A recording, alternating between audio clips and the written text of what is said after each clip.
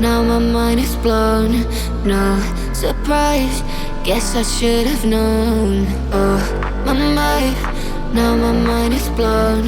No surprise, guess I should have known. You got control of me, break my barricades. Walls are crumbling grounds, they shake. You came to save, but it's way too late. Every single time you stay, I cave.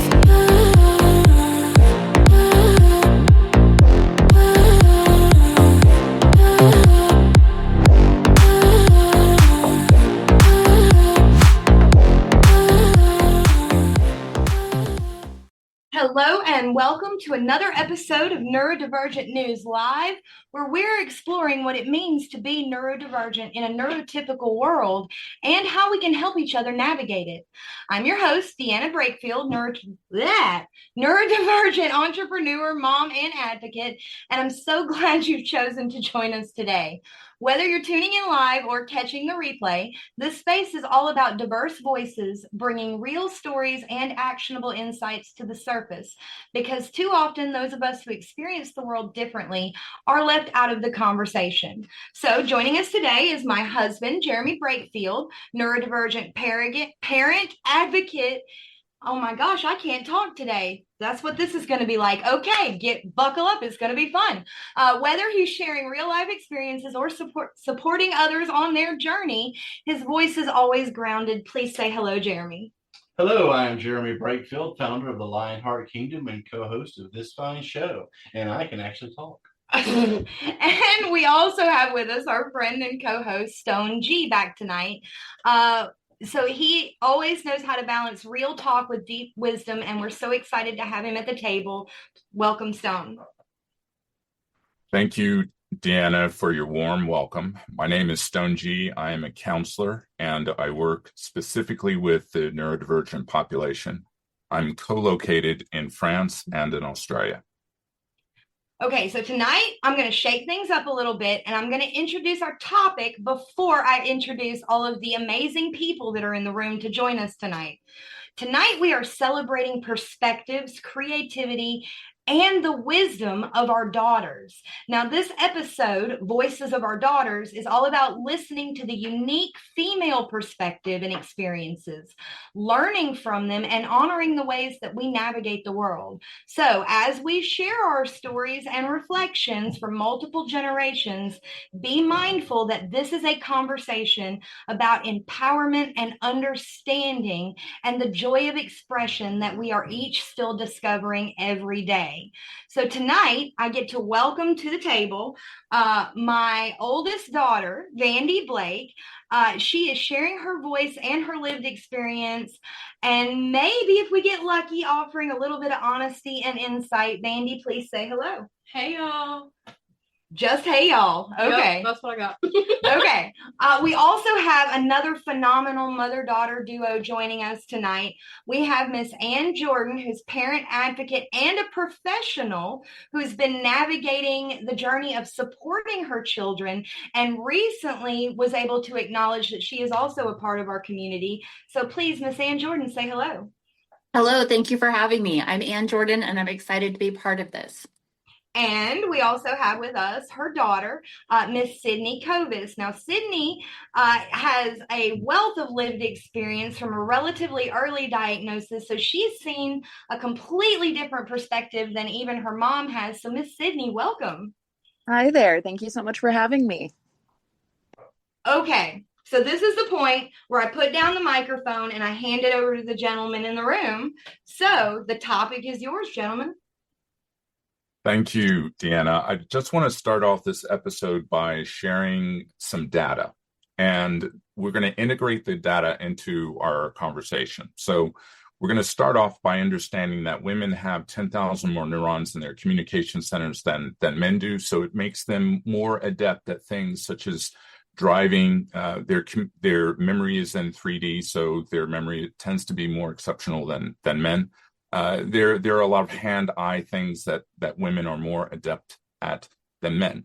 Now, in saying that, it is also true that the diagnosis diagnostic criteria for women is significantly different from men than it is for women. And so what tends to happen is, because the diagnostic criteria was designed for men, a lot of women, over 30% of women, are either misdiagnosed or not diagnosed at all. So that's the ecosystem that we're living in today, where women either are not heard, they're not listened to, and because they have, they're more skilled at communication, some of the nuances of neurodivergence don't always show up, because practitioners tend to be looking for those stereotypical things that are in the DSM-5. So I just want to put that as a background, and we'll start with Deanna. I'm going to start this question. You will answer first, and then I want to hear from Anne. How was your daughter's way of moving through the world revealed something about your own patterns that you hadn't recognized before? Well, my answer is going to be a little different from Anne's, because my oldest daughter is an adopted daughter. So she didn't come to me until she was a teenager. But part of the reason that we're so close is because her own early journey mirrored mine so much. So I was able to actually see some of the ways that I was masking and holding myself back as she broke through them. Okay, thank you. And Anne, same question. How has your daughter's way of moving through the world revealed something about your own patterns that you hadn't recognized before? I don't know. Thank you. I don't know when she was a child that I saw it as much in myself. However, she was diagnosed between first and second grade. And there was lots of life hacks we put into place. And I realized those life hacks helped me. My diagnosis didn't come for years afterwards. And then when I looked back and saw it, I realized that the things I had put in place to help her be successful similarly helped me be successful. And then as she became a teenager and an adult living with her experience, she has then taught me. And now it's almost a symbiotic growth between the two of us, that as one of us learns something, we share it between us. And then we're kind of on the same page with our growth level, even though we're 20 plus years apart in age. Okay, so when you say life hacks, are you talking about tactics for masking, or are you talking about something else, a different tactic that you use to be able to navigate the world? It's a combination of both. Sometimes I now know it was masking, ways to fit into society, ways to get by. Other times it was more of either survival or living life in a way that allowed us to be successful. So sometimes it was for a societal reason, and sometimes it was so we could accomplish what we wanted out of life. As a child, there was things that I learned if she did them in a certain order or certain way, then she was more successful. It gave a better experience for her. Other times it was so that she could better accomplish things in classes. So it was a dual purpose. Sometimes it was for masking, and sometimes it was for a better lived experience. All right. Maybe you could share a specific example, a non-masking example of where you learned something from Sydney. Oh, goodness. Can I ask Sydney to jump in and help me? Let's phone a friend on this show. Is there phone a friend? Phone a daughter? So I think there's really been a lot, and there's nothing I can think of like off the top of my head specifically with like the coping mechanisms or the life hack regards to that. But I think that there's a lot that we both like that I've been able to bring back and look at. So one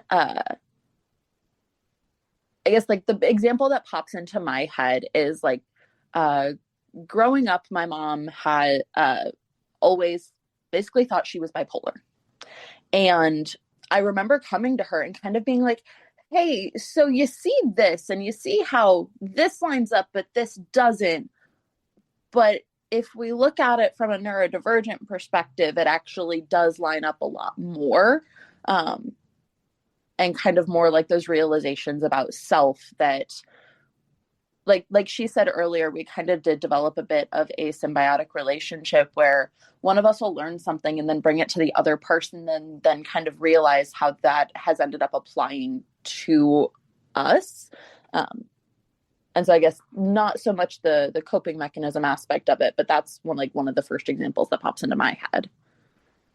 And while she was talking, something popped into my head. When she was young, if we had to get ready in the morning and do everything in the morning to be ready for the day, we couldn't function. We were late. Everything was a hot mess. It was a struggle to do the things in the morning. But if we laid things out at night and did them in a different order in the evening, everything flowed smoothly the next day. So there was less stress. It was more organized. We had to shift how we did things and do a lot of things people would do to get ready in the mornings in the evenings. I don't know why that worked for us, but shifting that dynamic made our days run so much smoother. So that wasn't necessarily a masking for society. It was us being able to function in our lives. And that sounds like a transferable skill. Mm-hmm. Something that you can do in other areas of your life. Let's move on to the next question. This one is going to be for all the ladies, and we'll start with Vandi on this question. When you look at the expectations placed on women in Western culture, which ones, because it might not just be one thing, could be several, which ones feel the most at odds with how your nervous system actually works? I would say personally, the fact that a lot of people expect women to have everything all together for everyone, not just themselves, is super hard. Like the fact that we have to take care of everyone else on top of us, like it's already hard enough for us to take care of ourselves when our brain doesn't work like society wants it to. And so having to think about, oh, well, how is this going to work for someone else and for me? It's a lot. Like the emotional load and the mental load on someone who is already neurodivergent is like one of the hardest things, and it impacts everyday decisions. Yeah, that sounds crazy. I mean, you're already dealing with things. And there's this huge cultural and societal expectation that you still have to show up, regardless of whatever it is that you're dealing with. So what if you have a broken leg? So what if your head fell off? You still have to do these things because that's what society expects. Thank you for that. That's very, very clear. Sydney, what about for you? What are some of the expectations placed on women in Western culture which feels most at odds with how your nervous system actually works? I would definitely say I agree with what Vandi said, talking about like kind of having to have it all together for ourselves and everyone else, when having it all together for ourselves is hard enough.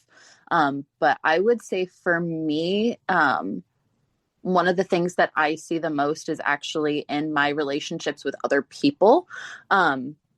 There is very much a societal expectation that women should flock to other women, and that's where that bonding is. But I look through my life and my closest friends are men. I don't have very many female friends, and I don't maintain female friendships well, but I tend to befriend and bond with men a lot better than I do other women. And that is something that is really strange to a lot of people, because they look at it and they're like, no, well, men go be friends with men and women go be friends with women, and that should be your tribe. But I've found more companionship or camaraderie with the men in my life than I have a lot of women. So these societal expectations, they act almost as they behave almost as a prison, forcing you to conform, and that's not the way you were made. Fantastic. Anne, let's go to you. What are what are some of the expectations placed on women in Western culture that are most at odds with the way your nervous system works? I think the most at odds would be I don't conform to what a traditional wife would be. I come from a smaller town area, more rural based ish in the US. And I did not like my daughter. She gets that, honestly. I would rather be watching football with the guys than necessarily in the kitchen cooking with the women. My brain functions that way better. And the logic discussions, and this sounds so stereotypical, but it's where I fit in my community, and I struggle fitting the roles of a wife. My husband and I joke that I don't make a great wife. I make a good partner, and I'm a good person to have during trouble. And, you know, I'm as a partner, I do well. But when you look at what most people categorize as a wife, I just don't fit that at all. Thank you for sharing that. I could picture you having a podcast or a newsletter series called "How to Do Wife." Yeah, I would not know how to do that. I would need to listen to it. Okay, Deanna, your turn. When you look at expectations placed on women in Western culture, which ones feel most at odds with how your nervous system actually works? Well, for me, it's a little bit more generalized than women, but the ladies have already said everything that I feel in my heart. The only thing that they haven't put on the table is the 9 to 5. I know Anne hinted at it with her and Sydney as a kid, but that whole wake up at 6 a.m., be at work by 9 a.m., function all the way to 5 p.m., in bed by 10, my circadian rhythm has never followed that cycle. And so when I'm trying to interact with my family or the world at large, who only one of my children is on that nocturnal cycle with me, I either follow what is best for me and I don't get out of bed until 1 p.m., but I'm up until not 6 or 7 a.m. and I'm at odds with my family and the world, or I hurt myself to be in sync with everybody else. Yeah, that's great. That's great. So I'm noticing a pattern how the world has these expectations, and the really cool thing is that you've been able to identify them, and you've chosen not to be in bondage by them, which is quite remarkable. And I think anyone listening to this would hear that and say, "Oh, wow! So I don't have to settle. I could live the life that I want that really empowers me," which is excellent. Let's check in with Jeremy because he is here, and I want to make sure that we're getting feedback from everyone. Go ahead, honey. I don't really know what to insert here, so... You had a question earlier. Do you remember what it was? Well, yeah, it was on with Sydney and Anne, preferring the company of men. Do you find yourselves in your day-to-day thought process being more analytical than what you view other females as potentially being more emotive? Did that make sense? Absolutely, yes. Yes, that makes sense, and yes, 100%. I don't know how this fits in with the talk here, but on the Myers-Briggs test, Sydney and I both tested an INTJ, which is very seeing patterns, very analytical. I think we've both been called ice queens. So emotions are something that we both struggle with. I've heard this said a lot, though, that neurodivergent women, we're either cold in situations where people expect us to be emotive, or we prefer the company of men because women bring too much drama. So I said in my working environments, and Up until just the last few years, most of my career has been in male dominated industries. And that men get mad and then they go get over it. They go play basketball and have a few beers and they're done and they just move on. And women hold on to more of that. And that's kind of more how I am with emotions. You deal with it in the moment and then you're done with it. Mm. Well, what you've just articulated, we could spend a whole show talking about. Not that it's a pathology at all, but let's get into the next question, which is actually for you, Anne. What stories from your childhood do you see replaying through Sydney, either mirrored, transformed, or disrupted? I think the stories that I see, I didn't know I didn't fit in until I kind of looked back. When I was living through my childhood, it was just, that's how it was. And then looking back as an adult, realizing I didn't have as close of friends as some of the other people did. I didn't know, I grew up in a farming community and I didn't know people, like sometimes I went and hung out with friends, but not a lot. And I didn't know how much socializing happened that I wasn't involved in. Without social media and different things, I just didn't know that it was happening. And then it's raising Sydney and seeing her struggle to connect, but also her not really caring. Like she was just her own person. Like I remember one time there was a pink day. Like they were supposed to dress in pink and she had 400 different pinks on. I'm like, you don't match. It's a hot mess. She goes, Mom, they know. It doesn't matter. This is what I'm doing. I don't care. And I was like that, like the strength in her being able to be her, I've always admired. And then looking back at my childhood, I realized I kind of had a similar path and realizing there was so much similarities there in that. And I've always said this, I don't know if this belongs here, but I want to grow up to be like Sydney. She is so confident in who she is and not letting other people change that part of her. And I didn't have that confidence necessarily when I was a child or I was young, like she does as an adult. And I hope to gain and be better at that as an adult. Well, there is the distinction of the ecosystems that you come from. Your generation, how you were raised, and all of the stereotypes and things that were associated with how a woman is meant to behave, how a girl is supposed to fit in, it's significantly different now. And Yes. And because there's more knowledge now, there's more technology, and I'm talking about that in the sense of both psychology, mind science, brain science, neuroscience, all of these things. We know a lot more now. So these differences, of course, both of you are going to have polarized experiences, but I understand what you're saying about being proud of her and wanting to model some of her behaviors.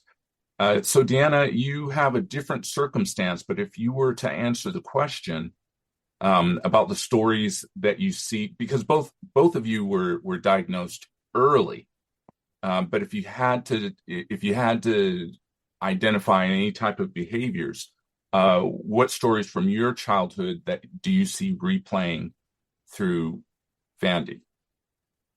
Well, speaking of Vandi and my other daughter, Lily, I can say that earlier you said mirrored or disrupted. There's been a disruption in what has gone on beyond or into their generation, because looking back, hindsight's 2020. I can now look at all of these women that were in my life that showed me what it meant to be a woman.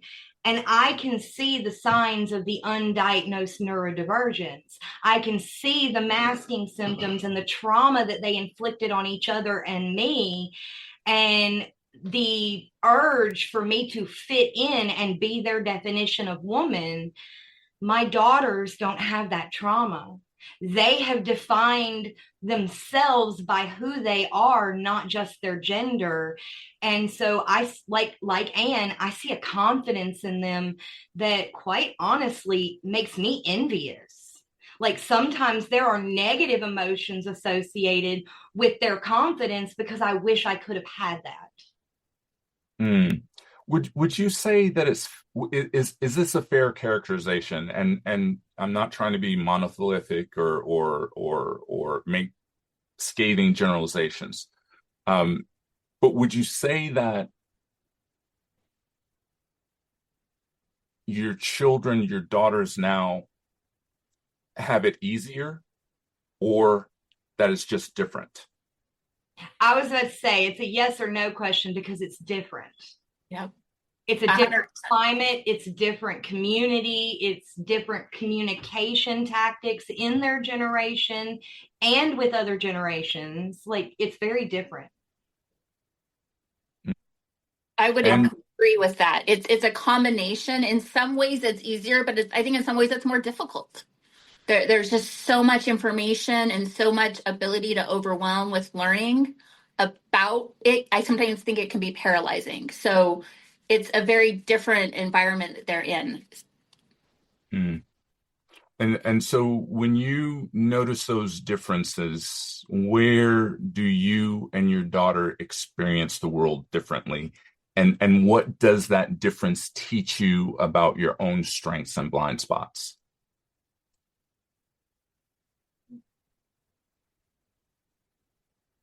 I'm staring at my daughter contemplatively.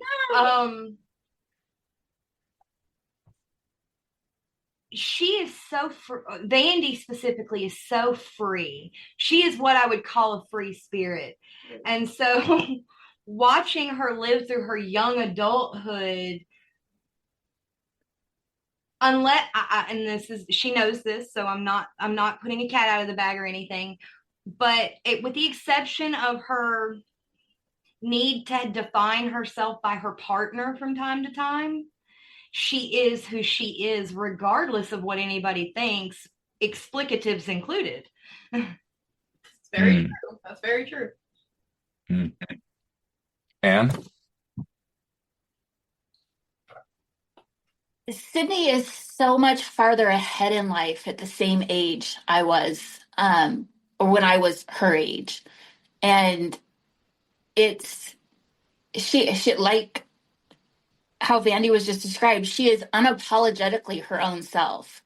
And sometimes that can be hard because I wasn't able to. So it's almost can be frustrating that there was times when I had to do things because they had to be done and she is able to be freer. And so there is some jealousy of that, which is hard to admit as a parent because you don't ever want to say that. But I'm also proud. I'm proud that she can tell me no. I'm a very strong personality and she is also.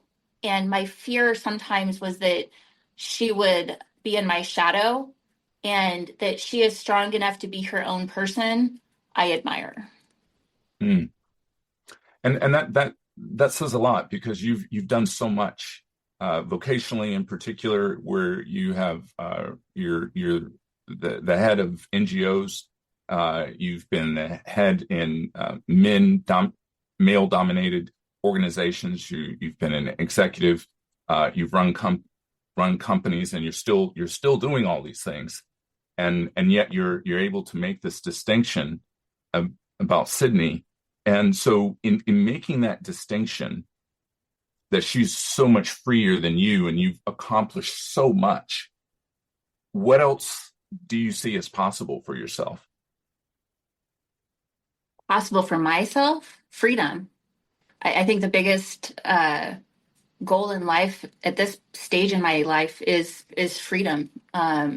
Being able to do what you want to do, when you want to do it, how you want to do it. It's embracing kind of what was talked about earlier, is finding your own rhythm and living that. I noticed that when neurodivergent people speak about freedom, it has a different context from the way that neurotypical people speak about freedom. Deanna, what are some of the differences that you notice with that? Can you be a little bit more specific? Well, neurotypical people will talk about freedom in the terms of finances and maybe material things, whereas neurodiverse people would talk about freedom in a different way. And I'm asking if you've seen any distinctions with that. Yeah, absolutely. For me, freedom has a connotation of peace. It doesn't have anything to do with money. It doesn't have anything to do with the house that I live in or where that house is located. It's an environment. Freedom is a place where you don't feel shame. You don't feel guilt. You're not being pulled in any direction. You are you. And I feel like, at least with my girls, they started off from a freer spot than I did. And so they're kind of they're showing me the pathway, which is backwards. It's a little bit backwards. Yeah. So Sydney, I have a question for you. Mm-hmm. When you were thinking about freedom in the way that the matriarchs in the room have talked about, have you considered criteria for the way your own freedom might unfold or expand? And if you've considered that, what are some of your thoughts around that?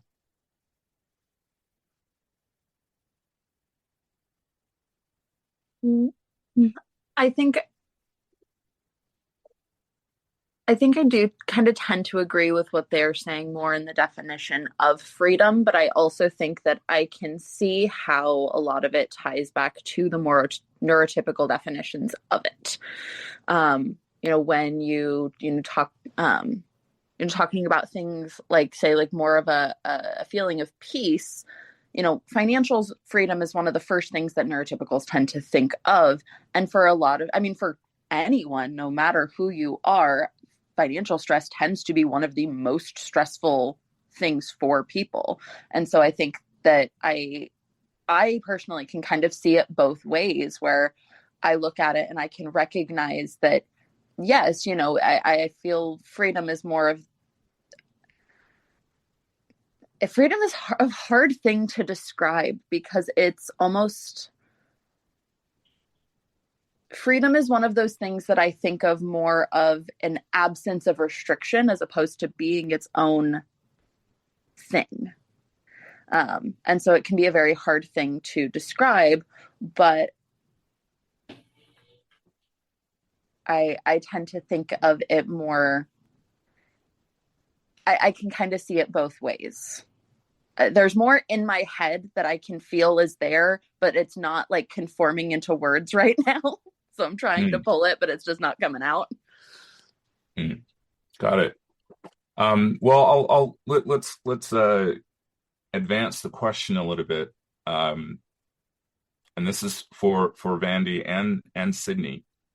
When you look at the fact that you're both neurodivergent and you've grown up in this era where you were celebrated, acknowledged, and accepted exactly as you are there any things, are there some things that you noticed in the way your mothers have raised you that if you were to have your own children, you would do differently? Dangerous question, Stone. Dangerous. I hope there is. Yeah, I would say yes. And I say that openly because there's a lot that my mom and I have talked about, kind of not on the exact tangent, but when I look back at my childhood, I can acknowledge that, did she do everything perfectly? No. But she did the best that she could with the information she had at that time. And I remember talking to a therapist about this at one point, or something like in that realm. And they were talking, and they're like, well, have you ever considered discussing this with her? And I'm like, oh yeah, she and I have discussed this in depth. We're both very aware. I think that there's a lot that, looking back, that her opinion on changed over the course of my life. So for example, let's talk about like medications is one example of that. When I was first diagnosed, she was presented with the option to medicate me, and she declined, basically wanting to see, can we do this in a more natural way that doesn't involve medications right now? And her mindset. And something that I remember her saying that kind of stuck with me was basically that she didn't want to make a decision for me when I was 7 that was going to have me on drugs the rest of my life. And now, I think there's a lot more available options. There's a lot more information about it out there.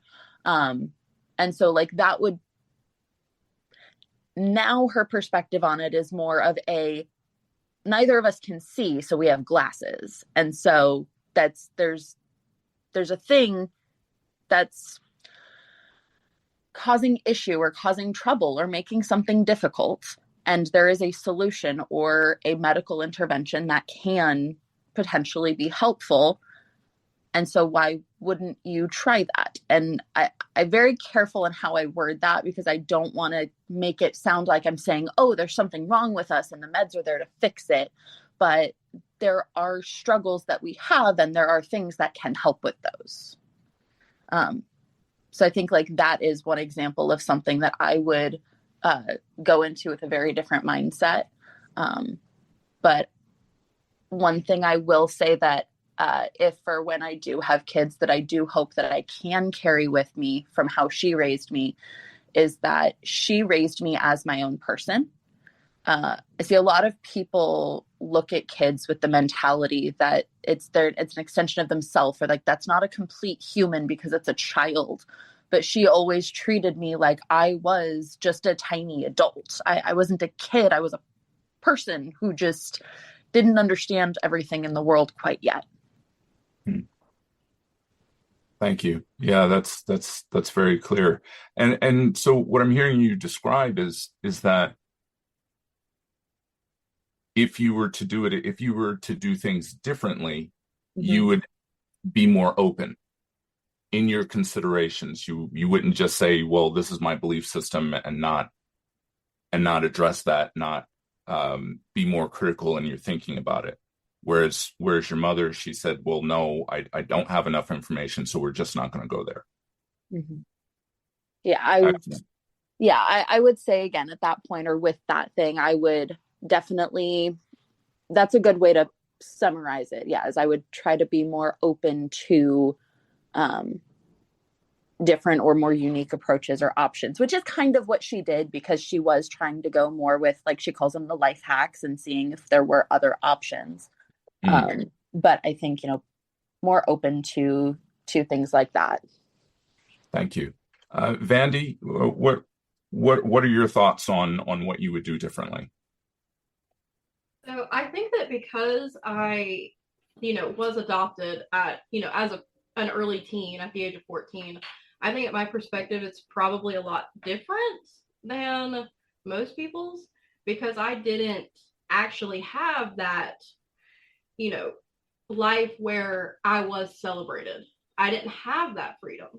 So when I met Deanna, and when, she claimed me, she really did. They chose me, and they actually were very accepting of who I am and how I am, and in encouraging me to be who I am. And I see that happen with, their biological children as well. Like I don't really think I would do many things different from them. I think it would be like case dependent upon the child, because all of their kids are fairly different. You do need to treat them differently because they are different.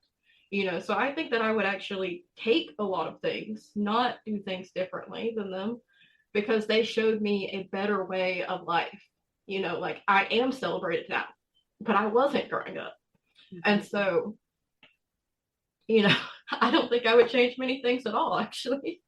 I wouldn't do things differently. I would try to, emulate exactly how they are. I think all of their children are very happy and very free, and it's very beautiful. Sorry to cry. I'm sorry. I can hear that. I was like, that's my perspective is going to be odd and very different, but that's my perspective. So that's beautiful. Thank you for sharing that. Your brother make me tear up when he was on. Yeah, I had a moment too. No, it's good. It's good. Please don't. It's like, where do we go from here? I'm sorry. It's not the first mic drop we've had in this room. Oh my God. So what do you wish, and this is for everyone, even if you don't have a daughter yet, but imagine if you did. What do you wish Western culture understood about women who mother and are neurodivergent? And how would that understanding change daily life for you and your family?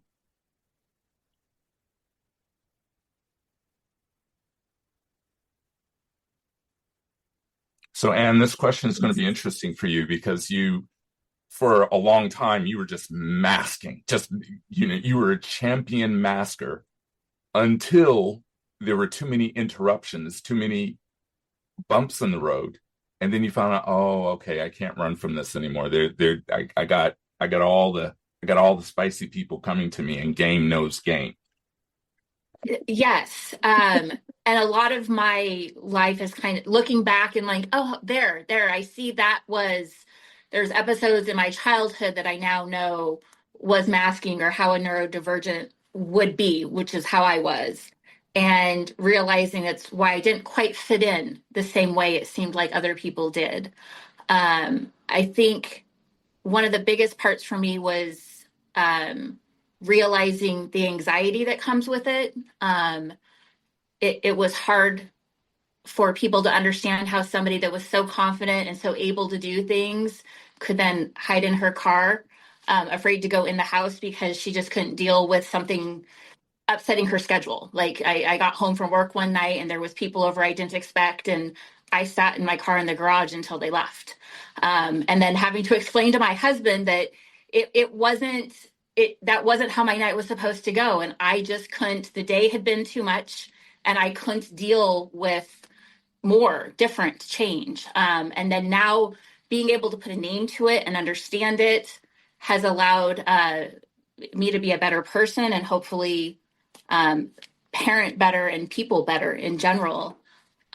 There's just so much now that it's discovering that's what it was, and that's why life was hard. And my hope is to make it not just easier for myself, but easier for other people, that it's okay to have times when life just isn't what you thought it was going to be. And then you just get up the next day and you do the best you can and you move forward. Mm. So if there were some environments in which neurodiversity could be discussed or illuminated in some fashion, what areas in our society do you think it would be most effective for us to discuss these things in such a way that you wouldn't have had to mask as much as you did? Now I think that's everywhere. I think as we're raising children, I think in parenting classes, in schools, that there's just so many opportunities to talk about everyone's different. And if we can accept that we're different and they're different, then it just opens up all of those opportunities. I look at, it's amazing to think that 40 years has made such a huge, drastic difference. And I think technology has helped with the growth that we've had in the communication. But the world I grew up in is so different from today. Even hearing Sydney talk about that I wasn't open to medication, part of that was because what I saw. At that time period, it felt like overactive boys were drugged, so it was easier to handle them. It wasn't about benefiting them. And that's how my understanding of how ADHD and other neurodivergent things were treated. It was so parents could handle them or adults could handle them. It wasn't necessarily for their benefit. And trying to figure out ways that we can embrace the unique young people as children as they grow up with this, and the other adults, we're all different. And if we can just encompass that, it takes down so many barriers. Thank you. Deanna, now to you. What do you wish Western culture understood about neurodivergent mothers And how would that understanding change daily life for you and your children? Well, I have to say that as a mom, the number one lamentation that I have had my entire career, let's call it that, as a mom, is that I've been forced to do it alone. Because, and what I mean, and that's not a disparagement against Jeremy, but what I mean by that is other women told me what motherhood was supposed to be like, what my relationship with my children was supposed to look like. And never once did it look like that. Every time that I dropped the ball, it was because as a woman, I was forced to carry it alone. So there have been times where I have withdrawn completely from my children for lack of female companionship and someone that understood what I was going through as a neurodivergent mom. So I think acknowledging that we need each other and telling people that we need help as mothers isn't a bad thing, which would have changed the ball game for me and will for my daughters. So I'm hearing having community that understands your circumstance, your abilities, your capacity, and supports you with all of those things, the way we would support any human being within a community. But we have this misrepresentation that if a mom has to ask for help, that she's doing something wrong. Yeah, so true. So true. Vandi, let me check in with you. What are some of the things that are coming up for you in this conversation overall that you'd like to share? I was actually just thinking about what Deanna was just discussing, where I'm very thankful that I don't live in the generation where there's no help for a mother, because I say this all the time, because I have friends who are mothers. And here's the thing, it takes a village. With most things in life, it takes a village, but especially with children. I am proud and happy to have friends and family members that understand it takes a village. I will help you with your kids, whether I have kids or not. Like, it doesn't bother me. It never has. I love them. And like, that's like, even with, there's a 4-year-old. Deanna has a 4-year-old. That's my baby. Like, I'm gonna take care. And it's like, I'm so thankful that I won't have to go through that. Like, it really puts it in perspective of, even when you don't reach out and I see that somebody needs help, you're getting my help. There's no choice, because it's so much easier for me to just be like, hey, you need help and I got you. Like, similar. I'm very thankful. Yeah. I don't have to deal with that. Yeah, it sounds like you're describing the human body, the way all parts, all organs, blood, oxygen, they all collaborate together for the edification of the whole. Right. Like, I think people would find it easier because asking for help is hard in the first place. That's why, like, I work in childcare. One of the things that, especially when I'm teaching like pre-K or kindergarten or something like that, if they need help, I tell them, how do you ask for help? How do we ask for help? Because that is one of the first things, like, even as a baby, what's the first thing we do? We cry. We ask for help. We let somebody know, hey, I need something. And so many of us are trained out of that, because as society, especially as things advance for women, they're like, oh, well, you can do it on your own. You're strong. You're independent. Okay, I am strong and I am independent, but I don't always want to be strong. I don't always want to be independent. I want help. And if I'm in a situation or an environment where I feel like I can't ask for help, I'm leaving. I like the way you're also saying that strong and independence doesn't mean alone. Yeah, absolutely. I think a lot of times we are stronger together. None of us were meant to be alone. I had someone tell me, I went through a breakup a little while ago, and I know Mom was touching on that a little bit, but I went and I was talking to him, and he was like, it doesn't matter, because I don't need anybody. You need somebody. And I was like, yeah, I do. I do need people. And I'm not ashamed of that. can I do it on my own? Absolutely. And I did for a long time. And that's no way for anyone to live. It's miserable. And I don't have to live that way anymore. Like, we, especially as women, have to stick together. That's why, like, even though I do understand that, you know, some other people do find more companionship in men, I personally think my female friendships are some of the most rewarding because they understand societal pressures. And because I'm friends with women who are neurodivergent, they understand even more, even if they have a different perspective or a different upbringing or whatever. They are really, really rewarding because they also understand we need help. We're not meant to be alone. Yeah, thanks for sharing that. We're almost out of time, and before we go into the last bits of signing off, Sydney, I just want to check in with you. This conversation is not necessarily normal. We don't find these types of conversations in mainstream media. What are some of the things that have come up for you in our discussion as a whole?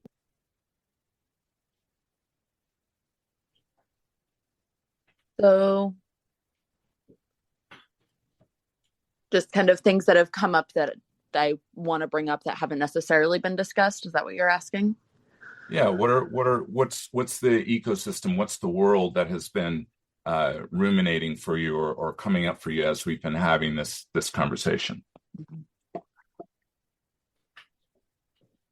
I think for me, I've mostly enjoyed seeing how both similar and different a lot of our perspectives really are here. Because there's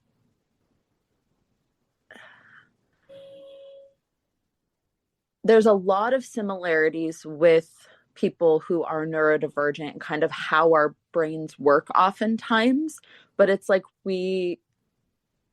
a lot of us use the same formula but still come out to different conclusions. And so it is still I really love hearing and seeing the different perspectives of, even though we're having a lot of shared experiences here, how it still kind of brings us to different conclusions and to different places. And a lot of that is because of like our life and lived experience. But I will often say, like with my mom, like our brains work differently, or they work similarly, and we're very similar, but we're also very, very different people at the same time. And so we'll show up to work, look at each other and realize we're wearing almost the exact same outfit some days, or we'll say the same things at the same time, or have weird mannerisms that we share. There's actually a lot of stims that I've picked up from her over the course of my life as well. But at the same time, we are such different people, and it's interesting to see outside of just that very small sample size perspective of the fact that, like, Vandi's talking about how, you know, like asking for help is so important, which I absolutely agree with, but I absolutely suck at. But I can acknowledge that, like, I 100% agree with what she's saying with that, like, especially with it takes a village. My mom was a single parent for the first 10 years of my life. And so our family was childcare for me when I was younger. And it really does take that village. But I also know that I suck at asking for help. And so it's just really valuable to me to see the different perspectives in it. Thank you. Before I turn it over to Deanna to sign off, Anne, I want to check in with you. What is something that you appreciate about this conversation? And if there were, what's a different dimension, or what's something that has popped up for you that you've noticed in the way that you appreciate or are grateful for your daughter even more?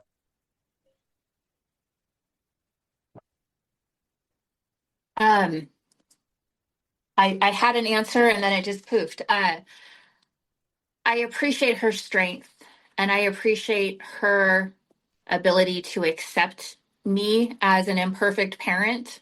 But to know that we have a great relationship, and we can communicate and talk and share things. I hope that the community, listening to Deanna and Vandi speak, there's so many of us out there, and if we could connect and grow together, we're stronger together, and that we can share ideas and just community and be better together. So that, I guess that would be my hope to take from this conversation. Thank you. Thank you very much. And for our listeners, we'd just like to convey that the perspectives that have been shared are not monolithic. We are not saying that this is the sum totality of the spectrum. This is the way that neurotypical people behave. In fact, what we're saying is, with this small group of people, we've had a conversation and we've shared our own personal conversations. We've shared our personal experiences. And if you can start to open up with other neurodivergent people, start forming your tribe and then connecting tribes to tribes, we can have agency, we can have a voice, and we can be responsible for our own collective narrative. And with that, I pass it on to Deanna, our hostess with the mostest. Deanna. Well, before we sign off, we usually give our amazing guests a chance to tell us about any opportunities that may be available to our audiences, or how our audience members can reach out to them if they'd like to deepen their communication. So, Miss Ann, please. So I can be contacted at my website. It's Ann Kovis Jordan, AnnKovisJordan.com. And I would love to hear from anybody that wants to connect. I have a monthly community that meets. It's female-based, and it's helping people show up as themselves. So we would love to have more people connect if they would like to. That sounds amazing. Miss Sydney? I'm not as fancy having the website there, but, and this is going to sound very Gen Z of me, but honestly, the best way for contacting me is usually either Facebook or Instagram, especially if it's someone I don't know, because that's most likely to actually get a response out of me. And both are just my name, Sydney, Sydney, Kovis, Kovis.